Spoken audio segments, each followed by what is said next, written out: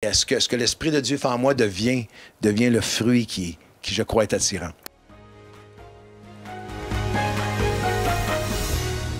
La meilleure approche, c'est nous-mêmes, si nous sommes remplis de l'Esprit, il va y avoir un fruit, et un fruit qui n'est pas dans le jugement, qui n'est pas dans ce que vous n'avez pas, que j'ai, mais un fruit qui est attirant. Ouais. Qui donne la soif. Qui donne soif à d'autres. Vous êtes le sel de la terre. Alors, moi, j'ai été attiré au fil des années à aller plus loin dans l'œuvre de l'Esprit, dans l'œuvre que le Saint-Esprit veut faire en moi, en voyant des gens qui avaient un fruit qui était tellement magnifique. Une paix. J'ai vu des gens dans leurs épreuves avec une paix. Moi, je suis pasteur de l'Église. J'ai vu des croyants dans notre Église m'inspirer à un niveau, m'amener aux larmes de voir l'œuvre de l'Esprit en eux. Alors, je crois que l'approche devrait être de dire, Seigneur, remplis-moi, et que par ma vie, je puisse non seulement te glorifier, mais je puisse donner soif, donner faim, attirer des gens à plus de la vie de l'Esprit, et non dans un sens de qu'est-ce que je peux faire pour les réveiller ou pour... Non, beaucoup plus que ma vie parle. Mon amour parle, mon don de moi-même parle, et ce que l'Esprit de Dieu fait en moi devient le fruit qui je crois, est attirant.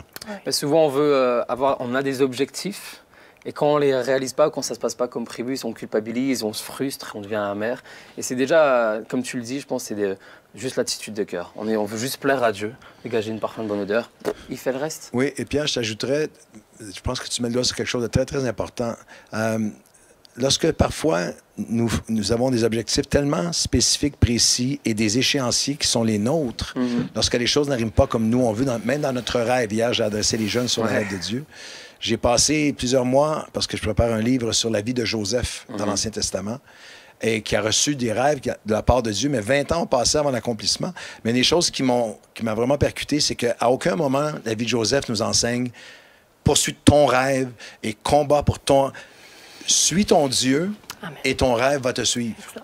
Suis ton Dieu et ton rêve va te suivre. Laisse les échéanciers à Dieu, le timing à Dieu. Et je pense que parfois, dans la simple abandon à la prière, de dire, Seigneur, enseigne-nous comment prier. Lorsque vous priez, dites, non pas ma volonté, mais que la tienne soit faite. Et il y a un relâchement là-dedans et une paix, une confiance dans sa souveraineté parfaite.